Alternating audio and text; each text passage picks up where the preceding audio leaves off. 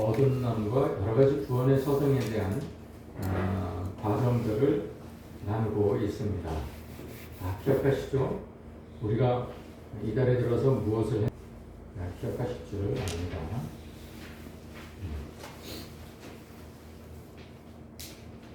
자, 12월 6일 날은 우리가 거듭남과 회심에 대해서 말씀을 나눴습니다. 그렇죠? 여러분들이 처음 들으셨다고 그럴까봐 제가 날짜까지 다 박아놨습니다. 그 다음에 그 다음 주, 지난주입니다. 거듭남과 칭의에 대해서 여러분과 같이 나눴습니다. 오늘은 거듭남과 입양이 어떤 관계가 있는지에 대해서 여러분과 나누겠습니다.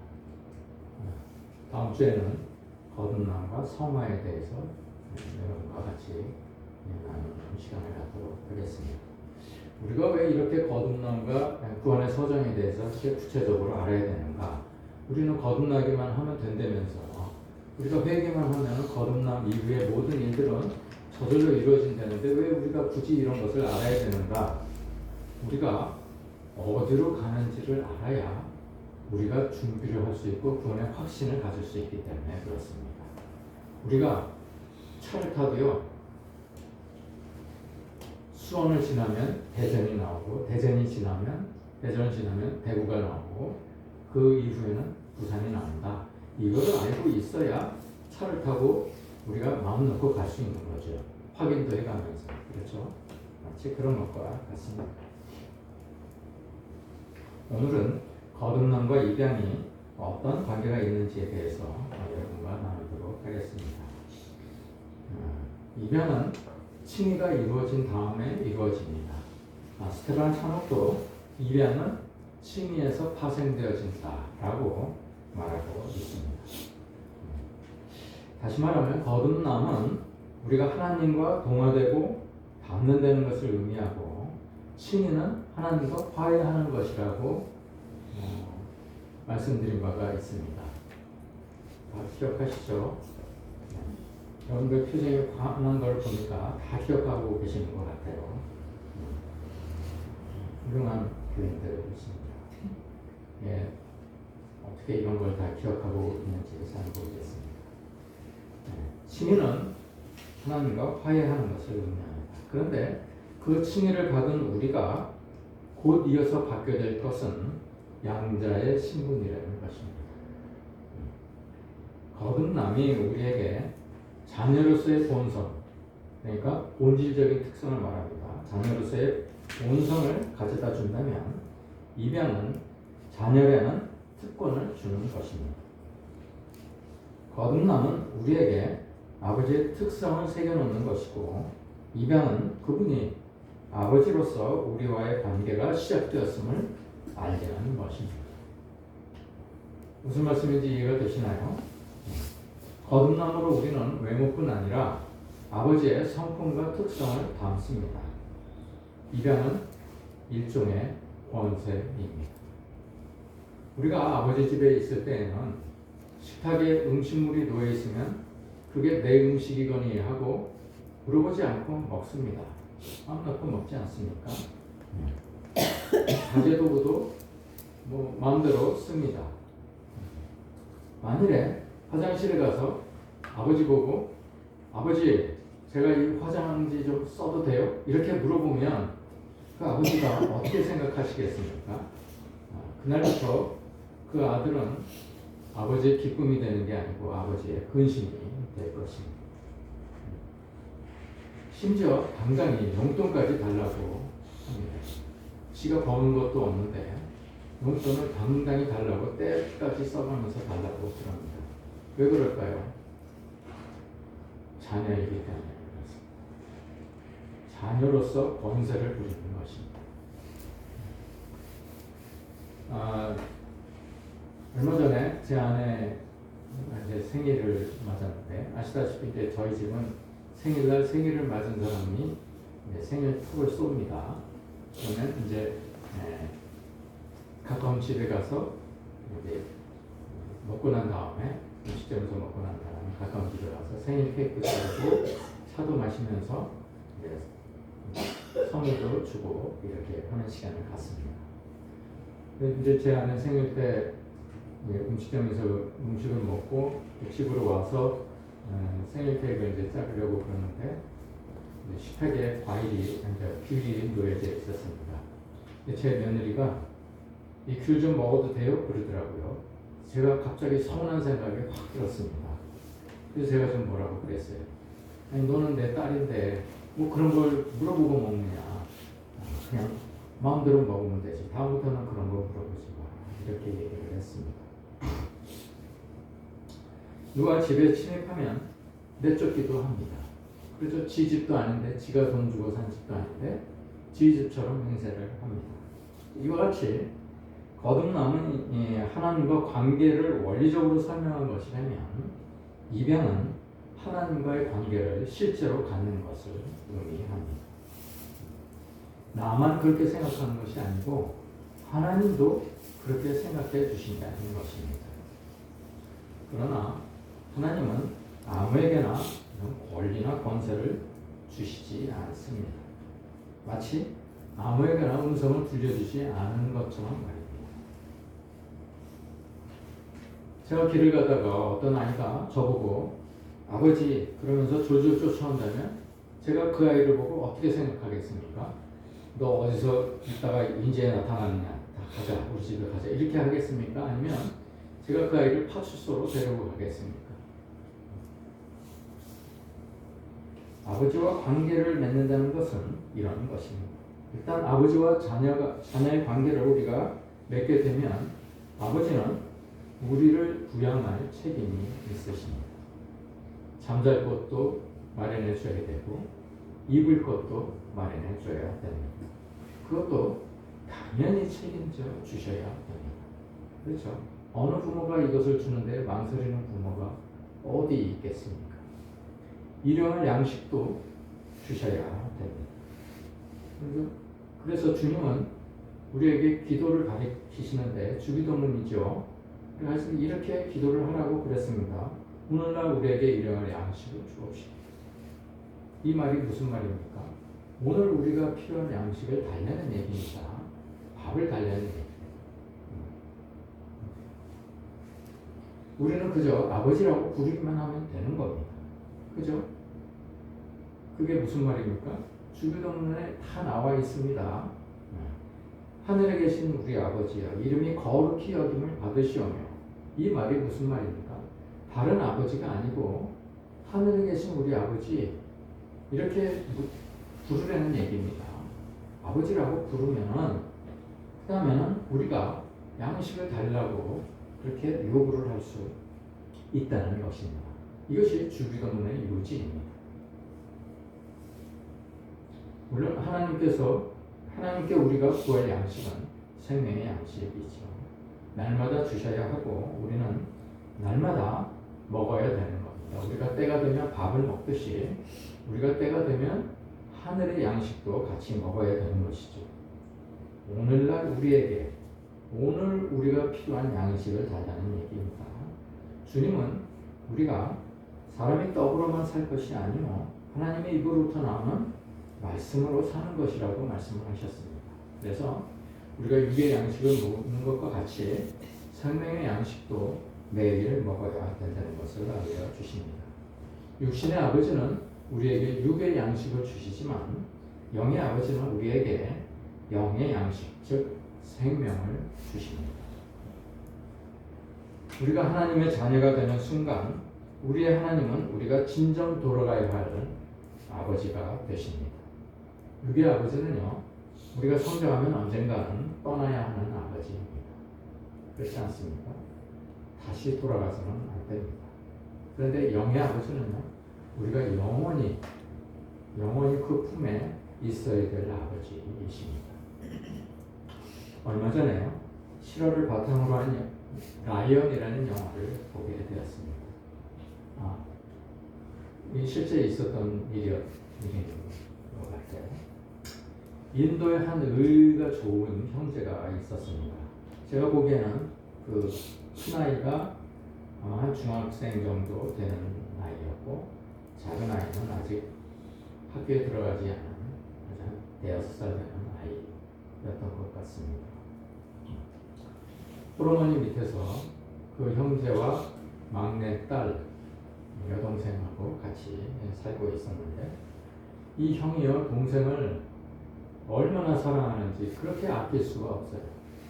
어디든지 데리고 다니고 같이 놀아주고 심지어는 석탄 열차에 올라가서 석탄을 훔쳐가지고 오는 것도 같이 훔쳐다 팔아가지고 그거를 동네 가게에다가 파니까 돈을 조금 주는데 그걸로 우유 한 봉지를 사더라고요. 그래서 우유를 가지고 그 세 자매가 나눠 먹기도 하고 이제 그런 걸 봤습니다.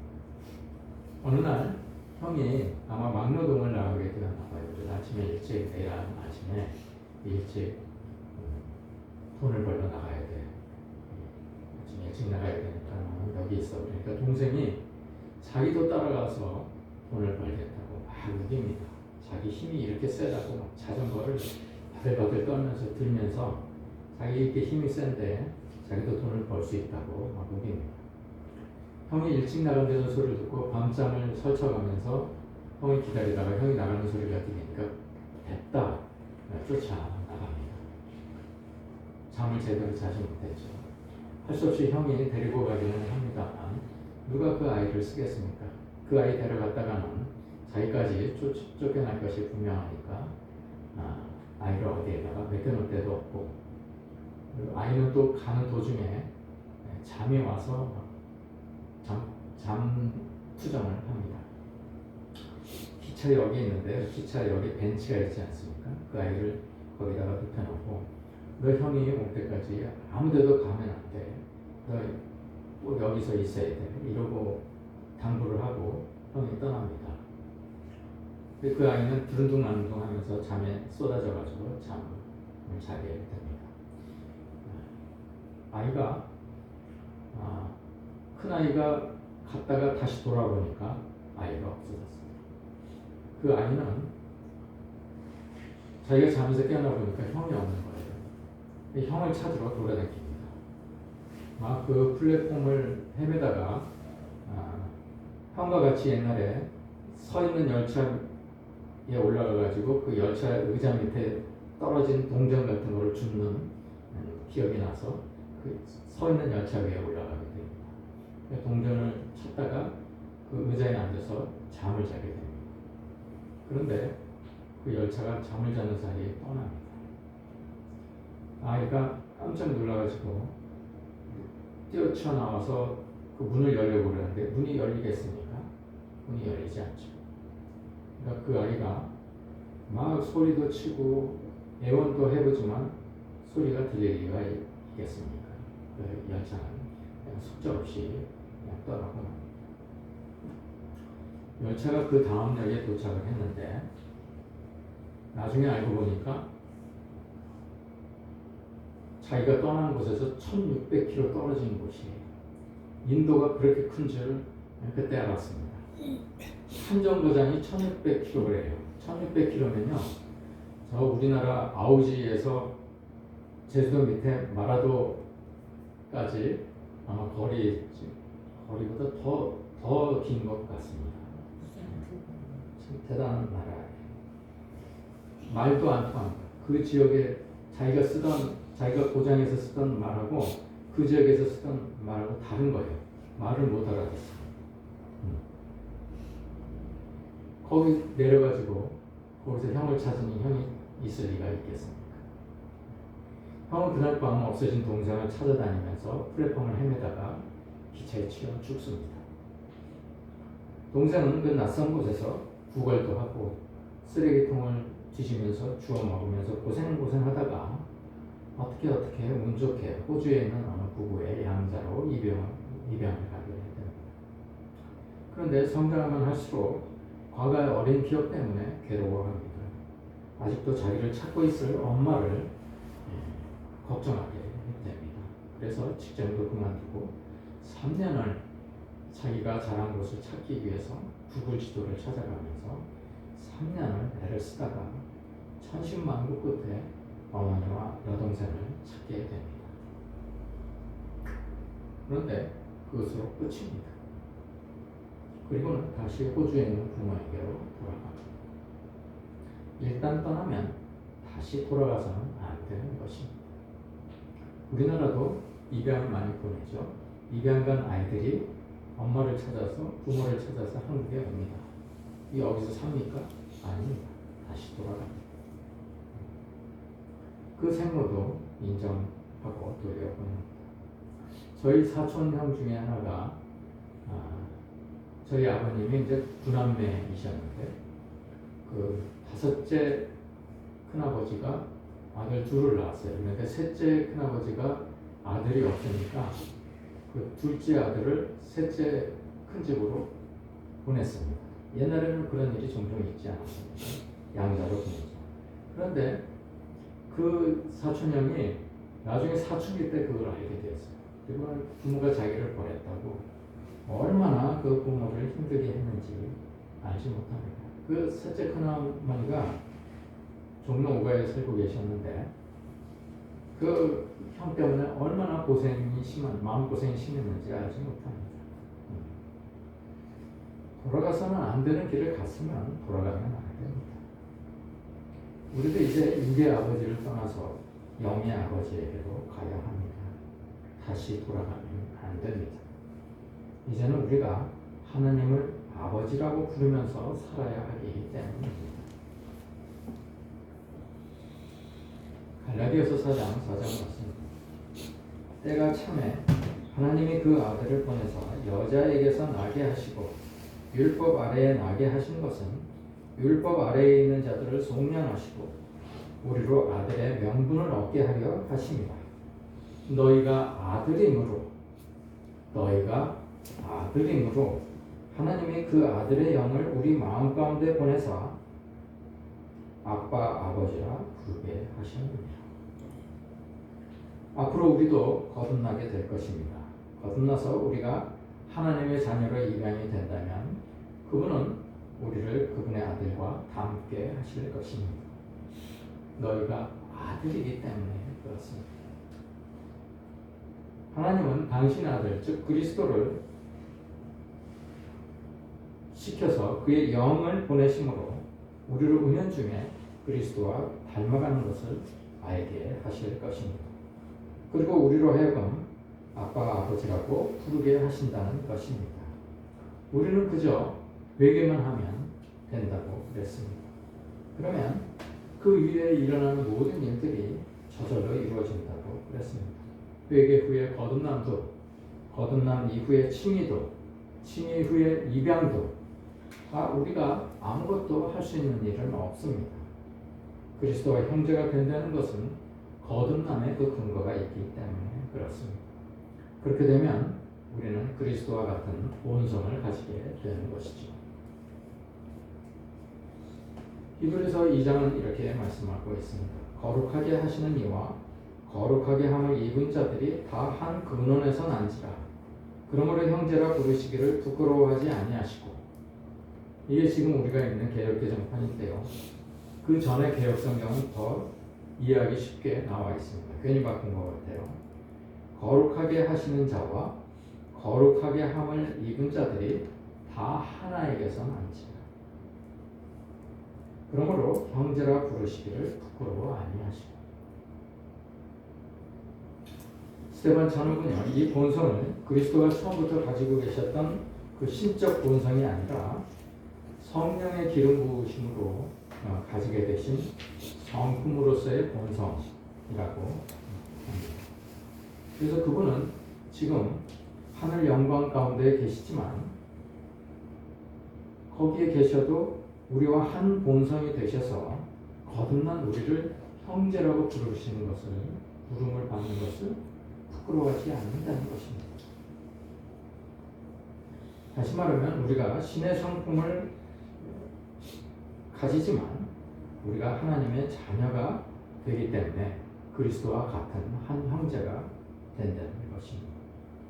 여러분, 그런 상태가 되고 싶지 않으십니까? 제가 감히 오늘날 우리 교회들을 비판하고 싶은 생각은 없습니다.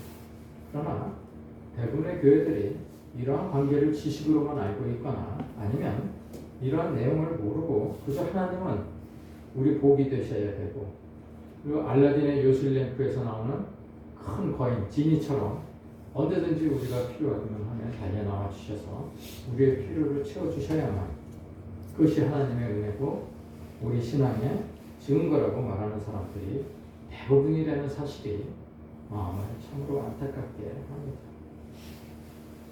예수를 믿는다는 것은 어쩌면 고통을 자청하는 것과도 같습니다. 결코 쉬운 일이 아니기 때문에 그렇습니다. 여러분, 랜디 아이콘이라는 사람이 쓴 Money, Possession and Eternity, 이걸 지역을 하면 돈, 소유, 그리고 영생입니다. 이라는 책을 보면 두 사람의 간증 이야기가 나옵니다. 하나는 라오디게아 교회 같은 부자인 성도, 하나는 서머나 교회 같은 가난한 성도의 증거입니다. 두 개를 같이 소개를 해드리도록 하겠습니다. 한 성도가 이렇게 간증을 합니다. 캘리포니아에 사는 한 사업가가 자신이 다니는 교회에서 다음과 같은 간증을 했습니다. 나는 예수님을 만나기 전에 아무것도 가진 것이 없었습니다. 사업은 파산 직전이었고 건강은 무너진 상태였습니다. 나는 사람들로부터 따돌림을 당하고 있었고 거의 가족들을 잃을 뻔했습니다. 그런데 내가 예수님을 영접하자 예수님은 회사가 파산되는 것을 막아주셨고 사업은 번창해서 지난 3년간 순수익이 3배로 늘어났습니다. 그 중에 가장 기쁜 일은 나의 아내가 아이들과 같이 돌아와서 다시 가족으로 살아갈 수 있게 된 것입니다. 하나님은 좋으신 분입니다. 주님을 찬양합니다. 여러분, 이런 간증을 되게 들으시면 여러분들 반응은 어떻습니까? 아멘, 할렐루야 이렇게 외치지 않습니까? 어떤 사람들은 막 번뜩 일어나서 두 손을 높이 들고 큰 소리로 외칩니다. 마치 다음 순서는 자기라는 듯이 그렇게 큰 소리로 외칩니다. 그런데 여러분, 다른 증거를 또 하나, 다른 간증을 한번 들어보십시오. 이 사람은 핍박의 땅 중국에서 예수를 만난 남자입니다. 예수님을 만나기 전에 나는 모든 것을 가지고 있었습니다. 나는 대학 교수로 일하면서 많은 월급을 받았고 좋은 집도 가지고 있었습니다. 몸은 건강했고 동료들에게도 존경을 받고 있었습니다. 또 나는 좋은 여자를 만나 결혼을 했고 예쁜 아이들도 있었습니다. 그런데 내가 예수님을 구세주로 영접한 이후로 나는 대학교에서 쫓겨나야만 했습니다. 나의 아름다운 집과 차도 빼앗겼고 5년 동안이나 감옥살이를 해야 했습니다. 나는 현재 공장에서 일하고 있고 감옥 생활 중에 부러졌던 목에 대한 후유증으로 고생을 하고 있습니다. 아내는 내가 예수님을 영접하자 내 곁을 떠났고 나의 사랑하는 아이들도 데려갔습니다. 나는 지난 10년 동안 그 아이들을 만나보지 못하고 있습니다. 하지만 하나님은 좋으신 분입니다. 나는 그분의 신실하심을 찬양합니다. 여러분, 이런 간증을 들으시면 여러분들 아멘, 할렐루야, 다음은 내 차례입니다 이렇게 일어나십니까? 한탄을 하시죠. 주여 이러고 한탄을 하시죠. 여러분, 오늘날의 우리들의 신앙이 그렇습니다. 여러분, 누구의 간증이 더 진실한 것이고 누구의 간증이 더 복된 것이라고 여겨지십니까?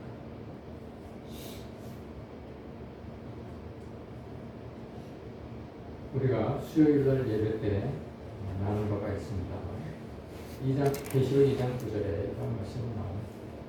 내가 내 환난과 궁핍을 알거니와 실상은 내가 부유한 자니 자칭 유대인이라 하는 자들의 비방도 알거니와 실상은 유대인이 아니요 사단의 회당이다. 하나님을 보시는 부요함은 우리가 생각하는 부요함과는 다릅니다. 우리가 부요하다고 인정을 받으려면 하나님께서 인정하시는 부요함을 받아야 됩니다. 오늘날 우리 교회 안에서는 하나님을 아버지라고 부르는 사람들이 얼마나 많이 있습니까? 거의 대부분이 하나님을 아버지라고 부를 것입니다. 그런데 여러분, 하나님께서 인정하시는 자녀라고 할 만한 교인을 여러분들이 보신 적이 있으신가요? 거듭나지도 않았으면서 하나님을 아버지라고 부르는 사람 대부분은 불법을 행하는 자입니다. 제가 대부분이라고 하는 이유는 자기 욕심을 채우기 위해서 아버지라고 부르지 않는 사람도 있습니다. 거듭나지 않은 사람 중에도 자기 필요 때문에 하나님을 아버지라고 부르는 사람, 부르지 않는 필요 때문에 하나님을 찾지 않는 사람이 있다는 얘기입니다. 그래서 주님은 불법을 행하는 자들아 내게서 떠나가라고 말씀을 하십니다. 여러분, 우리가 너무나 잘 알다시피 마태복음 7장 말씀에 이런 대목이 나옵니다. 나더러 주여 주여 하는 자마다 다 천국에 들어갈 것이 아니라 다만 하늘에 계신 내 아버지의 뜻대로 행하는 자라야 들어가시죠.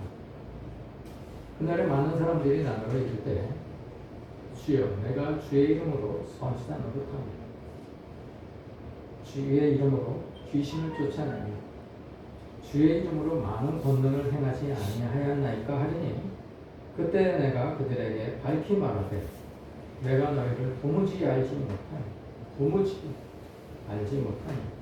불법을 행하는 자들아 내게서 떠나가라 하리라. 여러분, 내가 아버지라고 아무리 우긴다고 해도 하나님께서 아들이라고 인정을 해주셔야 아버지와 아들의 관계가 형성이 되는 것입니다. 내가 백날 아버지 아버지 울면서 기도불에서 아버지를 외쳐도 하나님께서 아들이라고 인정을 해주시지 않으면 내 기도는 허공에 메아리치는 소리밖에 되지 않습니다.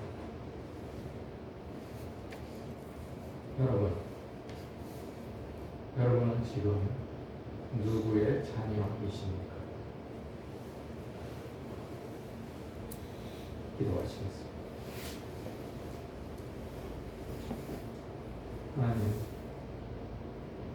오늘 저희들이